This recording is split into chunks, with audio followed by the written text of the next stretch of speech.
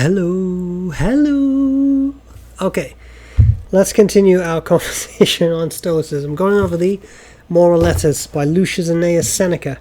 Letter 61. Short letter, interesting one. Let's stop wanting what we used to want. That's what I'm doing.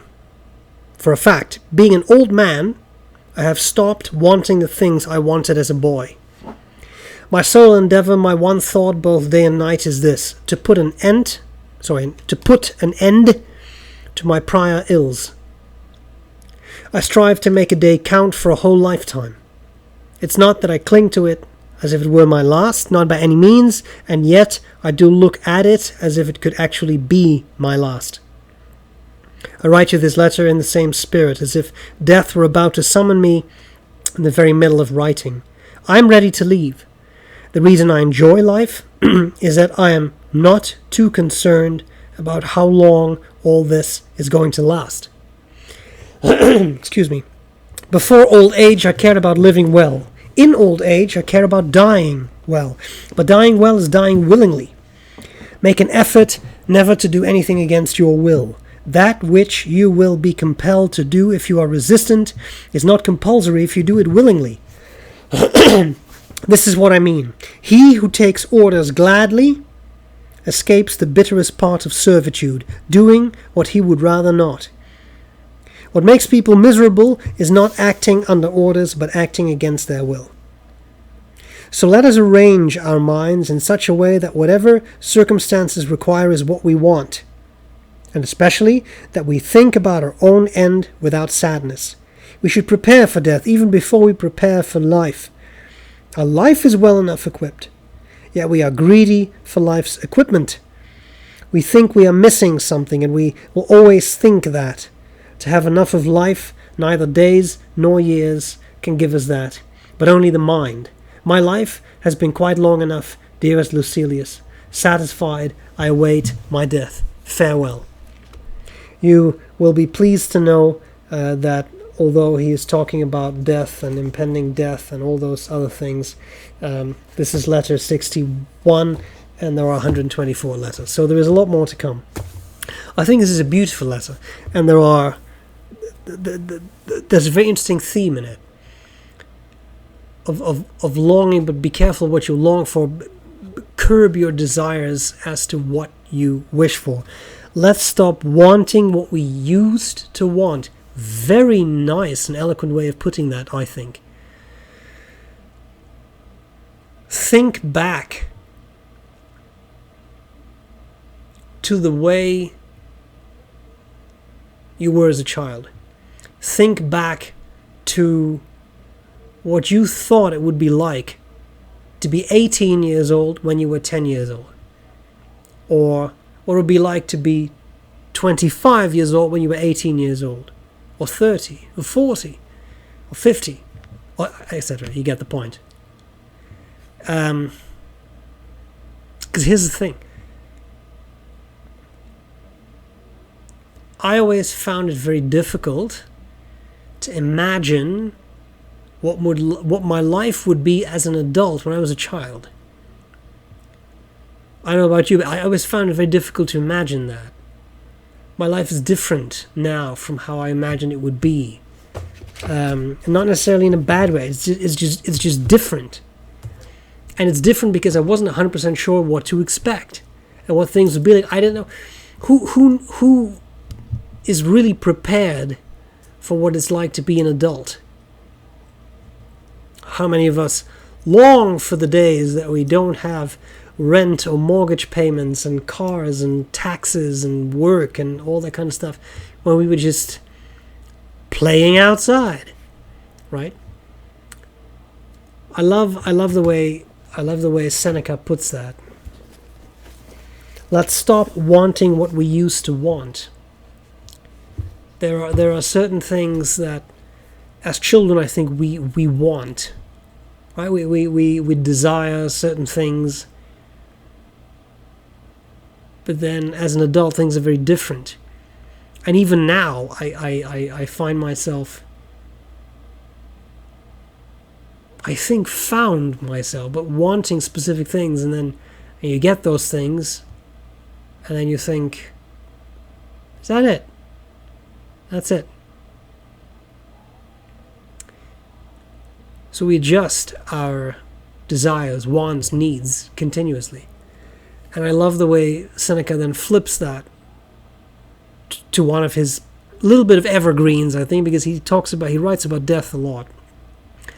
But of this sudden thought or sudden switch of, you start off caring about living well. I want a good job, a good income, a house, whatever, like all these things, right? Then at some point, you get to an age where you start to think about death.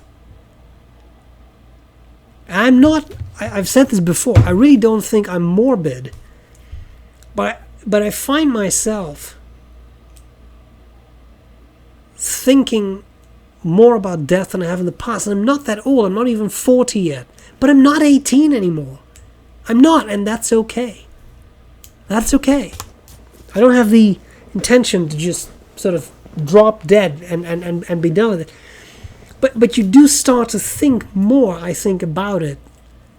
Because as a child, speaking for myself, life is endless. It seems endless until you're confronted with death in a conscious way, right? Whether that's because your pet rabbit dies or whether it's because grandma dies. I mean, at some point you have that confrontation. I remember my first confrontation with death was with my paternal granddad passing away. I was really quite young. So young that I barely remember. I do remember the phone call. I was staying with my grandparents. I do remember my mother calling me to explain that my granddad had passed away. And I was really young. Just in primary school, 4 or 5, I would say. Being very sad because that's your grandpa's gone. And even though I didn't fully understand the concept of death, I understood it well enough to realize it was a permanent thing.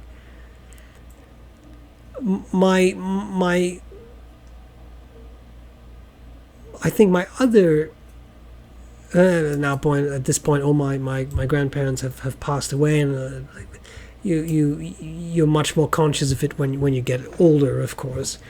I remember one confrontational thing about death, life and death, was I would cycle to high school. I was in high school. I'd cycle to high school, and one day was a somewhat rainy day, and my mother said, you know what, I'll just drop you off. She did drop me off, and on the road, all of a sudden in the rain was an ambulance, police, and there was a child, kid, I should say, young high school age. Sorry, I'm not tearing up. I'm just a little tired. Was a child on the road. He'd been hit by a dump truck, and as we'd stopped, because all the cars had stopped, I think it was someone from the ambulance came out of the ambulance and put a blanket over the child. He passed away, and it made an impression. The paleness. And I do remember, so I don't mean to laugh about it, but I do remember that I suddenly started to pay a lot more attention while riding my bicycle to traffic that day, it's true. But then it also passes again because you're young. I was 14, 15, maybe that, probably something like 14 at the time. Anyway, we want certain things, we desire certain things as we live, and then as we grow older, slowly that turns into certain desires about death. Thinking about what it will be like to be dead, I think. It's a natural progression, one that is important and that we go through. And that's okay. But by doing these things that Seneca describes, by thinking about death, I think you can take away a lot of the fear that a lot of people have for death. You become more acquainted with it. And I'll end by, this is loosely verbatim, it's a quote from Mark Twain that I recently read, I think earlier today actually. I thought it was very good. And again, it is loosely verbatim because I don't have it in front of me, but it's something like, I'm not afraid of death. I've been dead for billions of years, and I was born, I lived for a little bit, and then I'm going to be dead again for basically billions of years. So, I'm not afraid of it. I think it's a very good way to look at things. And we've discussed these kinds of things before, so I don't want to repeat myself, sorry. Right, but by becoming more acquainted, not in a morbid sense, not thinking about death every second of the day, because that would be very depressing, I guess. I think it would be depressing. Think about it once in a while. You acquaint yourself, and that might take the edge of the fear a bit. That's what I think. What do you think about this letter? I thought it was a very beautiful letter. Probably one of my favorite ones so far, I have to admit. Let me know what you think. I'll stop rambling. Thank you so much for watching, as always. I'll gladly see you next time. Bye!